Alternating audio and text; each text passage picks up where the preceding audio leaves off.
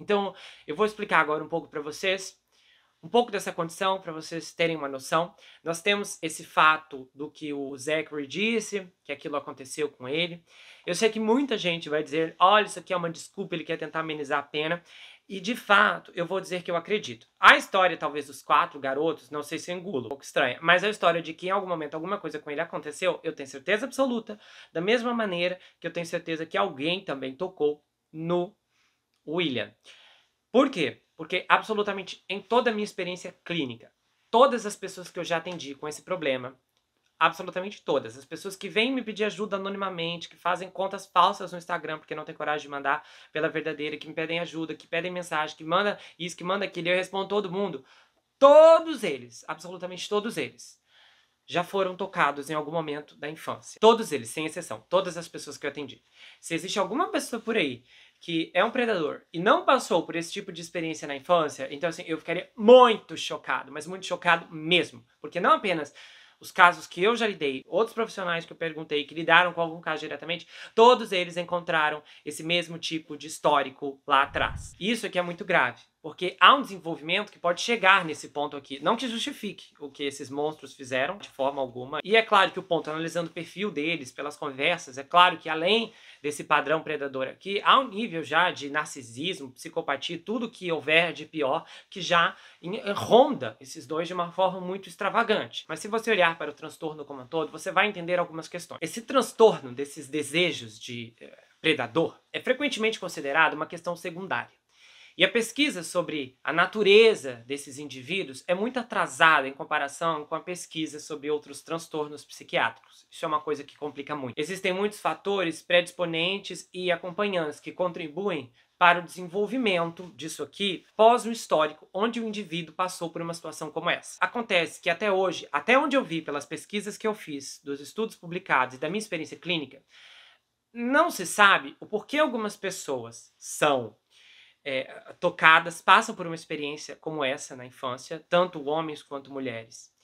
Alguns não se tornam predadores e outros se tornam, porque especificamente o desejo aparece para uns e não aparece para outros. Inclusive, dos dois lados, o desenvolvimento do trauma é muito diferente. Quando é esse lado aqui que não há esse desejo de repetir, existem outros processos que às vezes complicam a vida íntima da pessoa e por aí vai. Mas nesse ponto aqui, você percebe sempre basicamente a mesma direção. Acontece que há outros pontos aqui. Nós temos especificamente o transtorno de preferência íntima, que pode ser associado a esse caso para algumas pessoas. E esse transtorno pode ser definido como a persistência de pensamentos, fantasias, comportamentos e outras atividades do ramo que envolvam pessoas relutantes ou incapazes de consentir, ou no caso, se for consentido, o indivíduo precisa perceber que há um risco significativo de lesão ou então uma catástrofe total de tirar a vida do outro. E há pessoas dentro desse padrão que buscam parceiros substitutos em menores. Do ponto de vista clínico, é importante ressaltar que existem muitos homens predadores que restringem o seu desejo de contato íntimo com menores a apenas fantasias. E há outros homens que correm o risco de cometer um delito porque a fantasia por si só não satisfaz o seu desejo. E aquilo ali tende a ficar maior, maior e maior quando não há tratamento para parar. Dificilmente alguém consegue manter essa barragem ali por tantos anos por conta própria. Porque o grande problema é que quando a pessoa começa a perceber a manifestação desses desejos, que no caso muita gente já veio me pedir ajuda nesse aspecto, nesse ponto, sem ter tocado em ninguém, ela recorre a um caminho que pensa ser uma ponte que vai mantê-la longe daqui, mas na verdade essa ponte é uma ponte que faz assim, ó. Ela faz assim. A pessoa pensa que tá, mas ela não vê a curva. Porque o que que acontece? Normalmente, esses indivíduos, eles acabam recorrendo a vídeos íntimos infantis. Pois é, material ilegal, né, obviamente, que é colocado aí nas internets da vida, além de outros pontos, como por exemplo, tem pessoas que não buscam o material adulto ali, com menores, mas elas procuram, vamos dizer, como é que eu falo aqui? É que eu esqueci o nome, mas existem pessoas que fazem histórias em quadrinhos de menores se relacionando com adultos. Tem um mercado gigantesco disso que vocês não fazem ideia. Então o indivíduo pensa que esse atalho vai segurar o desejo, mas na verdade ele só vai estimular ainda mais porque ele vai abrir a mente do possível predador até que ele não consiga mais controlar, porque ele vai viver tanto aquela fantasia que essa fantasia imaginária não fará mais sentido. Então ele vai precisar executar aquilo no mundo real. Então há muitas vezes esses indivíduos que tentam lutar contra e outros que não tentam. Ou melhor, não tentam por muito tempo. Eu já ouvi de histórias, de confissões, de, por exemplo, indivíduos menores de 18 anos que me mandaram mensagem no Instagram dizendo: olha, eu me aproveitei dos meus priminhos quando eles tinham 7, 8 anos, entendeu? A gente não fala sobre o assunto, mas eu sei que eles sabem. Então, assim, é muito mais preocupante porque, sei lá, nos últimos 2 anos pra cá, eu comecei a ouvir histórias, não de adultos que basicamente passavam a mão, como coisas assim, mas de menores de idade realmente, que praticaram coisas não totais com menores, mas que tocaram já de forma inapropriada, ou então fizeram algumas coisas que estavam fortalecendo aquele desejo. Há muitos problemas porque tem muita gente que tem medo de pedir ajuda e de pedir tratamento. Segundo, que tem muitos profissionais que não sabem lidar com isso, porque isso é um tema muito, mas muito nichado, então você literalmente tem que estudar sobre isso para aprender como lidar, como tratar, porque não é uma coisa assim ampla, ensinada aí em todo e qualquer curso da área de saúde mental. Eu, inclusive, já atendi um indivíduo que falou pra mim: olha, eu cheguei na psicóloga, eu falei, e ela disse pra mim: eu não sei o que fazer por você, por favor, saia daqui e não volte mais. O que, é claro, não dá pra culpar o profissional, porque as pessoas acabam se especializando em áreas. Obviamente, eu não consigo atender todos os tipos de problema do mundo. E até tem áreas especificamente que eu torço para que não cheguem até a mim, porque eu não tenho experiência com aquilo. Naturalmente, cada profissional tende a ficar cada vez mais confortável naquilo que ele já tem bastante conhecimento e ele acaba formando aquele lugar seguro, aquele ambiente onde ele atende pessoas com problemas muito parecidos. Então, às vezes, quando surge com algo assim tão imprevisível, muitos profissionais são pegos de surpresa. Um garoto mesmo que eu atendi no Instagram, inclusive, assim, dependendo do caso, você precisa até trabalhar com psiquiatra. Assim, na maior parte das vezes tem que trabalhar com psiquiatra, porque vai ter que ter remédio envolvido para diminuir a libido. E aí eu perguntei pra ele: olha, sua família tem dinheiro? Você tem dinheiro? Até, né, porque se tivesse até deveria ser pago. E ele: ah, sim, temos dinheiro. Falei: ah, então vamos conversar com seus pais, pelo menos para que eles paguem o tratamento, paguem, assim, as sessões de terapia dele. Não, entende? Ele tinha medo dos pais descobrirem e ele: não, não, de jeito nenhum, de jeito nenhum, de jeito nenhum, porque assim, não queria, que basicamente era uma terapia secreta. E assim, o maior problema que eu vejo nisso tudo, assim, maior mesmo, e é a palavra que eu vou usar aqui, que pra mim melhor descreve essa situação, que é uma cadeia, é que isso é tipo um vírus. O indivíduo pratica, ele ataca um sujeito que tem grandes chances de desenvolver o mesmo comportamento lá na frente. E se você olhar para as estatísticas, você vai ver que é cada vez maior o número de indivíduos tocados de forma inapropriada por adultos. Nós temos escândalos gigantescos aqui, em território nacional. Nós temos escândalos no território internacional de pessoas que estão na cadeia e de pessoas que são famosas, que têm acusações de depravação nesse nível com menores e não estão na cadeia.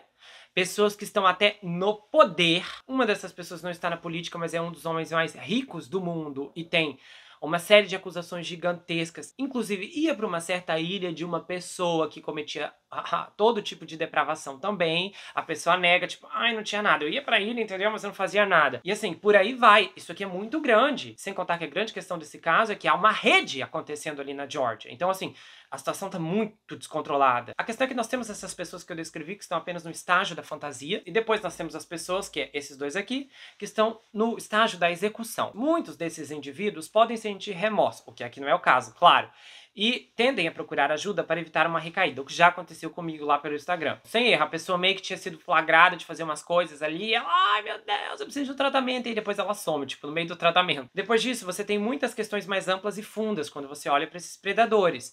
Existe a distinção entre o tipo exclusivo, ou seja, a atração apenas por menores. Então é um indivíduo que não vai conseguir ter nada com nenhum tipo de adulto. E aí nós temos o tipo não exclusivo, que é a pessoa que ela sente atração por homens, por mulheres e por menores também. Então ela pode até conseguir manter uma vida assim, dupla, mascarar, porque daí ninguém vai estranhar nada, já que ela consegue ter os dois tipos de desejo. Existe um método muito objetivo, o problema é que eu não sei mais em que pé está assim, o consenso da sociedade científica sobre ele, mas especificamente ele é conhecido por medir o interesse do predador e ele é uma pletismografia peniana, que é PPG, ou uma falometria. Então ele tem um teste específico que é para exibir ali, que vai mostrar, na verdade, se há uma atração por menor ou não. Isso é algo que eu até pensei realmente nesses testes de adoção que deveria ser aplicado, só que eu realmente não sei se isso, porque isso teve uma época que isso era aceito no tribunal, depois não foi mais aceito, e aí hoje eu não sei mais como está. Mas a realidade é que a adoção é uma ação que a gente nunca sabe onde vai dar, porque existem pais que adotam filhos que acabam tirando a vida deles por dinheiro lá na frente. Tem um caso muito famoso que milhares de canais já fizeram. E também nós temos casos de pais que adotam filhos para infligir algum tipo de mal a eles. E nesse caso, o que é claro traduz toda essa história. Quanto menor for o menor, pior para ele.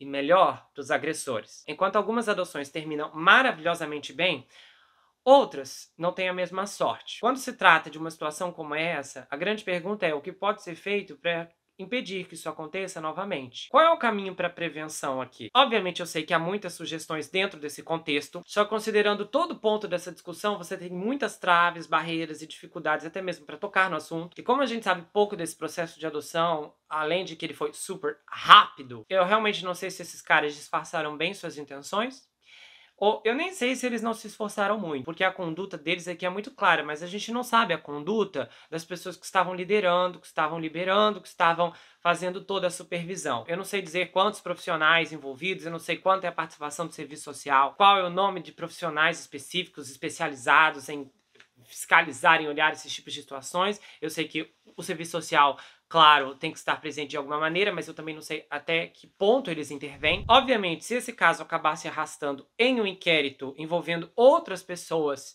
que passaram por esse processo de adoção e aí descobrirem que o serviço social de novo é culpado, vai ser zero surpresa para mim, porque depois ali dos 4 ou 5 casos que eu trouxe aqui, quase que seguidos, sobre o serviço social, eu não tenho mais nem o que dizer. Literalmente, situação muito triste, a gente sabe que não envolve todos eles, não envolve todos os profissionais, mas envolve uma parte. E eu fico até triste porque tem uma moça aqui que ela comenta bastante, ela é do serviço social, e assim, né, eu vejo ali a situação dela, fico imaginando como ela não deve se sentir vendo isso aí, sabendo que ela faz, como ela já comentou aqui várias vezes, fez declarações bem detalhadas e tal, como ela exerce o trabalho dela com grande qualidade, com uma atenção focada ali especificamente no menor, de presenciar que outras pessoas não estão fazendo da mesma maneira. E nesse ponto aqui eu não tenho uma pista para dizer quem falhou, mas sabemos que alguém da adoção falhou ou algumas pessoas falharam. Mas o ponto observacional aqui é que enquanto algumas adoções terminam maravilhosamente bem, outras não têm a mesma sorte. Talvez, é claro, se eu pudesse entrevistar esses dois depravados, eu perguntaria o quanto disso foi planejado antecipadamente, se foi durante o namoro, se foi logo após o casamento,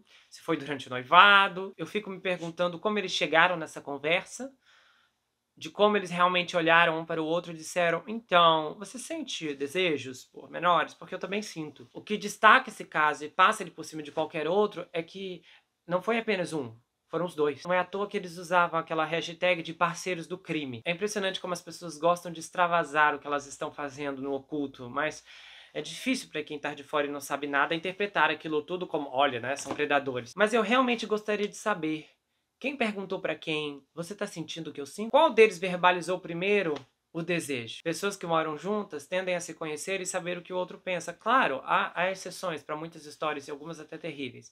Mas esse caso não é exceção. Naquela casa, os dois concordavam mutuamente com o que faziam. São duas pessoas que se encontraram e compartilhavam os mesmos valores, os mesmos desejos e acharam um meio para realizar sem se preocupar com a lei. É claro, porque é muito mais seguro você atacar alguém que está na sua casa do que o filho do vizinho. Isso aqui é tão preocupante porque faltou pouco para eles adotarem uma menina. E aí você se pergunta o que exatamente eles estavam planejando fazer com essa garota. Vou dizer para vocês que não é difícil de pensar que eles gostariam de fazer o mesmo com a menina. Porém, há padrões e padrões, e eu acho que no caso deles aqui o desejo é só por meninos mesmo. Então talvez se uma menina chegasse a ser adotada, com certeza ela não passaria pela mão deles dois. Mas isso não quer dizer que ela estaria salva. Dependendo de que tipo de negócio eles já estavam fazendo, eles poderiam alugar a menina para outros indivíduos, principalmente porque a idade ali que eles estavam querendo é uma idade muito requisitada dentro desse nicho de predador. E também tem a possibilidade assustadora, que foi o que me veio à cabeça, considerando que eles já estavam montando sua própria produtora de cinema dentro daquela casa, eles poderiam muito bem obrigar os dois menores a atacar a garota, filmar isso seria um material valioso, porque tem muita gente que visualiza, tem muitos predadores que gostam de consumir esse tipo de conteúdo, de ver menor com menor. As possibilidades aqui são inúmeras, e no caso, se houvesse uma terceira adoção, só aumentaria o sofrimento daqueles garotos, além de ser algo terrivelmente catastrófico para essa coitada. A sorte dessa menina é que ela escapou de tudo isso, embora ela nunca saberá que ela estava na fila do destino, que ela estava literalmente na rota, que em algum momento ela iria cruzar esses dois monstros. Então são aquelas situações que não chegam a acontecer, mas poderiam acontecer. E é muito interessante olhar por essa perspectiva. Mas o que mais uma vez também me alarma aqui é que se não fosse a foto, as autoridades nunca entrariam naquela casa. Porque o que levou a polícia lá aquele dia não foi a denúncia de um vizinho, a denúncia da escola, a denúncia de um parente da família. Foi simplesmente a foto que ele tirou do filho com o William e encaminhou para outra pessoa. Então esse garoto nunca imaginou que aquele dia terrível de dezembro, que aquele sofrimento que ele estava passando ali naquele momento seria o sofrimento, não os outros, mas aquele sofrimento seria o que abriria a chave da libertação. Já pensou se tivesse alguém para avisar o menino, para falar, olha, sabe aquilo que acontece com você todo dia? Vai acontecer hoje de novo, mas não se preocupa não, porque é hoje. É algo que vai acontecer nesse evento que vai te libertar. Foi um evento isolado de dezembro que desencadeou a libertação no meio do ano de 2022. O caso aqui é que esses garotos tiveram muita sorte, porque tem muitos predadores que consomem, mas não produzem. Esses dois consumiam, produziam, gravavam. Esses dois predadores é literalmente a pior espécie de cobras que eu já vi dentro desse transtorno grave. São serpentes que não apenas sofrem desse transtorno, mas como também eu acredito que sejam psicopatas. Indivíduos incapazes de sentir empatia pelos outros e por quem eles chamavam de filhos. Nesse momento, nessa hora, nesse segundo, em algum lugar, existem menores enfrentando essa situação. Gritos de socorro que não são ouvidos por ninguém. Menores que não serão socorridos pelas autoridades. Menores que estão sem chance alguma. Menores que não podem recorrer a nada. Menores que não têm como tentar. Menores que não têm como lutar. Menores que não têm como impedir. Menores que estão sendo silenciados porque a família em questão parece perfeita. Menores que estão realmente sozinhos, nas mãos de inimigos. Menores que não têm ninguém para lutar por eles. Serão vítimas perpétuas porque não tem ninguém prestando atenção.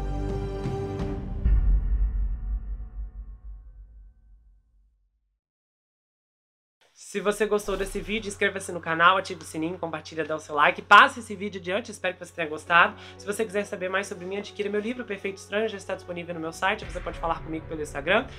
O envio acontece para qualquer lugar do Brasil, quase qualquer lugar do mundo também. O livro vai acompanhado por marcadores, um pôster exclusivo e vai autografado se você quiser, tá bom? Você pode me seguir lá no Instagram, Gustavo N Psicanalista. Eu tenho um canal de cortes, onde as análises são recortadas, postadas por lá.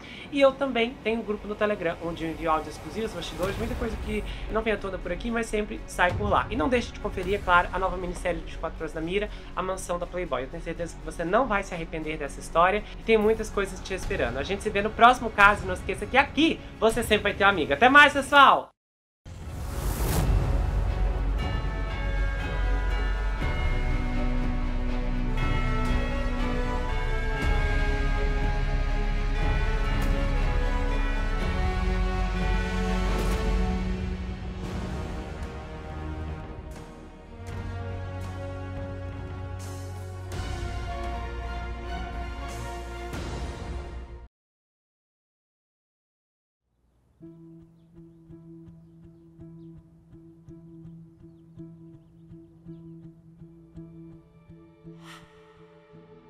Eu faço coisas e não me lembro,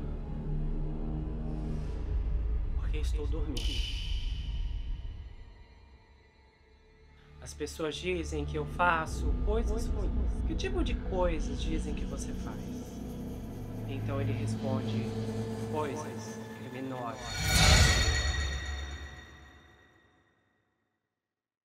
Quantos anos você tem? 14. Quem fica na maior parte do tempo? E ele responde: o Allen e o Tommy. E ela pergunta: o Allen tem quantos anos? E ele diz: 18. Que alguém me machuque, isso me faz dormir. Isso te faz dormir? A vontade de fugir dessa pessoa? E ele fala: sim, se eu for dormir, não me machuco. A defesa de dissociação é um estado de consciência alterada e ocorre porque o indivíduo é colocado em uma situação de um terrível trauma, sobre o qual é insuportável pensar. Então, por isso, se dissocia. Eles entram em um estado de alteração para se retirarem mentalmente da situação traumática em que se encontram. E o Billy perguntou: por que eu sou assim? E a doutora Wilbur fala: algumas coisas devem ter te assustado quando você era pequeno. O desenvolvimento desse transtorno é o resultado direto de um trauma extremo. E quando eu falo de um trauma extremo, eu não estou falando de abuso infantil, da forma como normalmente descrevemos. Eu estou falando de abuso infantil que beira tortura. Então, de repente, o Billy pergunta: ele sabe que estou aqui? E a doutora Wilbur fala: a quem se refere? E ele diz: eu não deveria falar nada. Se eu errar, ele vai tirar a minha vida e me enterrar do ser.